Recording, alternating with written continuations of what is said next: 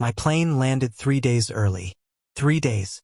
That minor glitch in scheduling, a canceled connecting flight and a lucky standby spot, didn't just shorten a business trip. It gave me the stage and the spotlight for the quiet, brutal end of my life. I was supposed to be in Chicago, locked down for the quarterly review. But there I was, turning the corner onto Maplewood Lane, the rain spitting a cold, lonely rhythm onto the asphalt. I hadn't even called Chloe. I wanted to surprise her. I imagined the look on her face, that tired, relieved smile she always gave me when I came back from being away.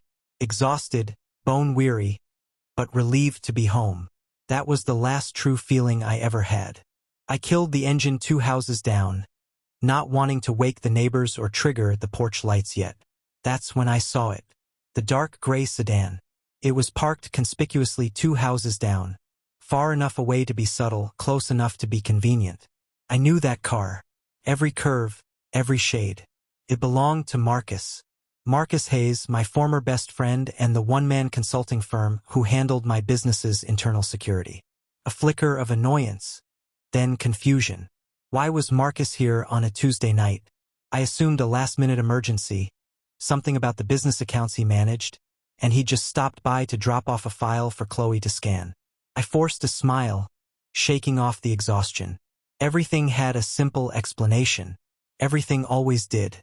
I approached my own front yard, my hands deep in my trench coat pockets, my key already gripped tight. I didn't use it. Instead, some primal, dark instinct, the same instinct that tells a deer to freeze before the shot, made me pause by the living room window. The curtains weren't fully drawn. A careless mistake. Just a foot-wide gap between the heavy velvet folds. I leaned in, sheltering my face from the light rain, and looked. The world stopped. The sound of the rain, the dull thrumming in my chest, the reality of the last 11 years. It all dissolved into the sickening silence of that single visual. There she was, my wife Chloe, standing a few feet from the fireplace, and there was Marcus holding her. But this wasn't a comforting hold. It was intimate, close, unmistakable. They were kissing. Not a drunken, sloppy mistake, but a slow, deeply committed embrace that spoke of months, maybe years of practice. Their hands were where mine should be. Their mouths were where my vows had been spoken. My plane landed 3 days early. That minor glitch in scheduling didn't just shorten a business trip. It gave me 30 minutes to watch my entire life. My 11 years with Chloe end in silence. This is a true betrayal story. It is the night my heart became an artifact, perfectly preserved in a block of ice. I didn't use my key. I just looked through the window. To understand the kind of devastation I was feeling, you have to understand the height of the pedestal she was on. Chloe wasn't just my wife. She was the architect of my stability. We met when I was still struggling, pouring every dime into launching my logistics tech company. She believed in me when my bank account didn't. She was the calm center of the storm, the one who handled the house, the bills, the social calendar. Everything that kept the gears of my life from grinding to a halt while I worked 80 hours a week. Chloe was the purpose behind every all-nighter. I trusted her with my legacy. I trusted her with my soul. Every decision, every long hour, every missed birthday dinner was justified by the grand, shared vision we had. The dream was simple. Financial freedom by 50, a small sailboat, and finally, time to start the family we always postponed. I sacrificed years to build that security, brick by stressful brick, and she was the keeper of the keys to the kingdom. It's an emotional narration to recall that unconditional trust. I didn't worry. Why would I? We had a secure home, a great life, and, I thought, an unbreakable bond. The lack of surveillance, the absence of suspicion, that was the greatest testament to the love I thought we shared. She never had to hide because I never looked. And then there was Marcus. Marcus Hayes, the smooth-talking consultant I brought on 2 years ago to streamline our corporate accounts. I introduced them. I vouched for him. I saw Marcus as an extension of my professional ambition. A shrewd, reliable partner. Chloe and Marcus bonded over their shared interest in finance and budgeting, which I encouraged, calling them my money twins. This wasn't just my wife I was losing. It was the man I trusted with my accounts, the consultant I shared my business secrets with, the only non-family member I'd ever let into the inner circle of my entire financial and personal existence. My mind, numb from the heartbreak, started scrambling, trying to fit the pieces together. How long? The late nights she said she was reading? The urgent calls Marcus made at 10 p.m.? The sheer audacity of his sedan 2 doors down? I backed away from the window, sinking into the wet rhododendron bushes. I wasn't crying. I was cold. I was simply observing. My perfect facade had just fractured, and beneath it, I saw something truly terrifying. This wasn't just a clandestine affair. This was a deeper, darker arrangement. The first rush of heat, the instinct to kick in the door, to shatter the scene, to scream until my throat tore, was overwhelming. But the exhaustion, the freezing rain, the absolute shock, imposed a necessary paralysis. And in that paralysis, the cold, calculated truth revealed itself. I realized confrontation would achieve nothing but a dramatic scene I couldn't undo. It would give them the advantage of surprise. They would scramble, delete, deny, and spin a narrative of victimhood. They would destroy evidence before I even got my suitcase through the door. I watched them again through the sliver of glass. Marcus laughed, a silent, sickening motion I recognized from boardroom victories. He reached over to the coffee table and picked up a tablet, leaning close to Chloe, pointing at the screen. Her expression wasn't one of lust or guilt. It was one of shrewd concentration. It was the look of a partner, not a lover. That's when it hit me. This wasn't just a cheating spouse story. This was an ambush. They weren't just betraying my wedding vows. They were betraying the very foundations I had worked for. Why else would they be discussing a tablet immediately after a passionate moment? Why would the man I trusted with my company's financial future be in my house, in my bed, while my back was turned? My heartbreak was momentarily eclipsed by the realization of a colossal, professional-grade deception. The question wasn't if they were conspiring against me financially, but how deeply. The rage that followed wasn't the hot, messy kind. It was a cold, precise anger, the kind that sharpens your focus and lowers your heart rate. I needed proof. I needed leverage. And I needed to disappear. I slowly backed out of the yard, inch by painstaking inch, until the gray sedan was visible again. I slid into my car, started the engine, and pulled away without a single grinding gear. I drove 30 miles to a cheap, forgotten motel off the interstate. A place where nobody asks questions, and where the rain seemed to fall harder, washing away the last remnants of my naive husband persona. The husband died in the motel parking lot that night, and the prosecutor, the detective, and the relentless accountant took his place.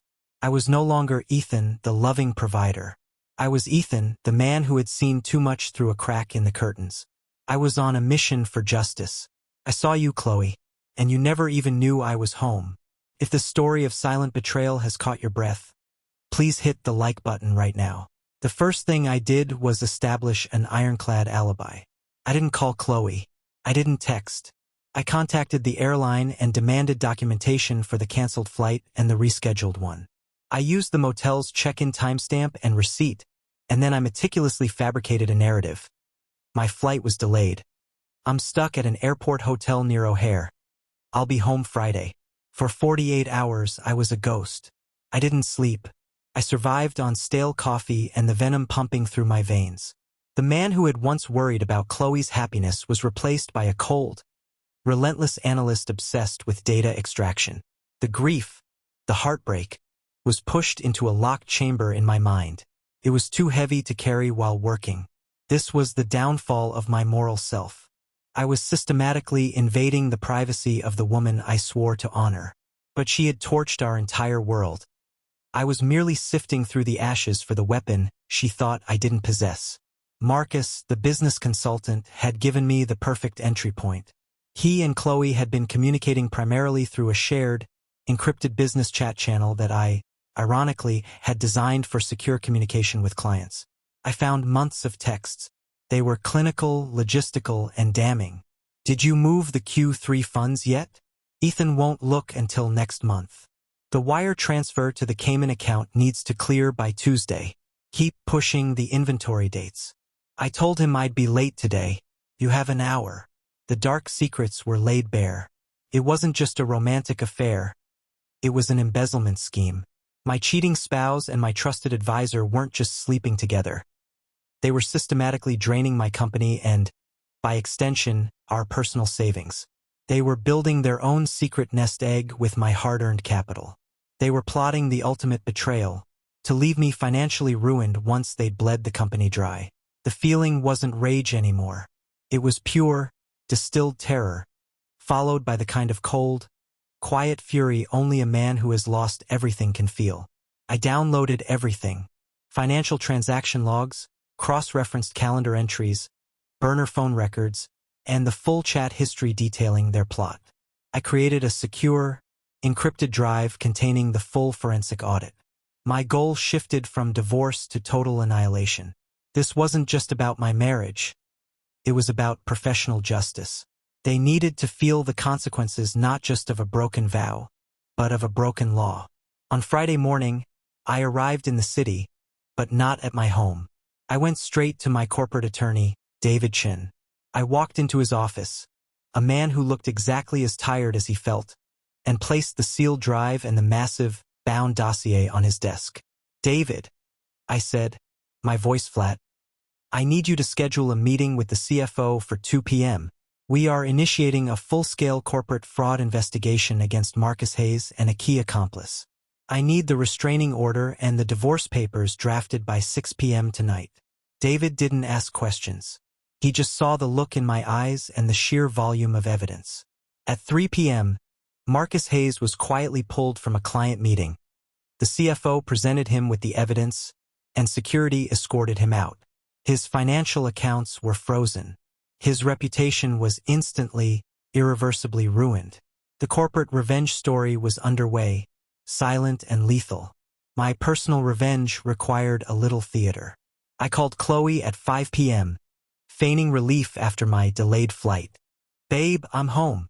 So sorry about the mess. Everything all right? I've missed you." She sounded relieved, maybe a little tense. "Everything's great, Ethan. So glad you're back." The lie was effortless. That was perhaps the most painful discovery of all. How easily she wore the mask. "I need to celebrate being home," I told her, my voice perfectly pitched with loving excitement. "Get dressed. The quiet little Italian place, remember? Our spot." She agreed. And so, an hour later, I was sitting across from my cheating spouse at the white linen tablecloth of Vincenzo's, the scent of garlic and basil filling the air, the soft jazz playing in the background, the setting for countless intimate memories. She was beautiful, dressed up, smiling. The actress was delivering her final, best performance. "To being home," she said, raising her glass of Pinot. "To the future," I replied, clinking mine against hers. She started talking about a new recipe, a trip to the beach next month, the mundane, beautiful lies of our life. And then I stopped her. "Before the entrees arrive, there's a small administrative matter," I said, my voice barely above a whisper, yet it cut through the restaurant noise. I reached down and placed a thick, professionally bound, black dossier onto the table, sliding it across the polished wood. On the cover, in bold white letters, were 2 words: forensic audit. Her smile faltered. Her eyes darted around the room. "Open it, Chloe." Inside were the divorce papers, the legal complaint naming Marcus, and the full timeline of their financial fraud. I didn't yell. I didn't even raise my voice. I was simply reciting facts. "You didn't just break a vow, Chloe. You broke the law. You made 37 illegal wire transfers, you manipulated the general ledger, and you did it with Marcus. He was fired this afternoon and is currently being questioned by the authorities. Every single detail is in there. I know when you started, where the money went, and what you plan to do next." I looked her dead in the eyes. No remorse. No feeling. Just cold, hard justice. "You're shocked I'm home, aren't you? You didn't expect me until tomorrow. But I got in early, darling. I got in early. And I saw everything I needed to see through that little gap in the window. Her face went from confusion to terror. The blood drained out. The silence that followed was louder than any scream. The truth revealed was the only appetizer she was getting that night. The game was over. I had won the battle for my life, but the war for my soul was just beginning. Chloe didn't weep for the marriage. She didn't beg for forgiveness. Her tears were purely a product of fear, the terror of financial ruin, the specter of criminal charges, the collapse of her meticulously crafted life. She started screaming about how I had trapped her. She didn't confess love for Marcus. She screamed about the money being gone. I walked out of Vincenzo's and never looked back. I had my attorney file the restraining order and lock down the remaining assets. The house, her car, everything was collateral evidence now. The process was swift, cold, and legally absolute. But the final twist, the one that delivered true poetic karma, came the next day, delivered by David Chun. Marcus, facing serious legal consequences for corporate fraud and embezzlement, wasted no time. He was, as I had suspected, a self-serving rat. To save himself a few years of jail time, he immediately gave up every single detail about Chloe.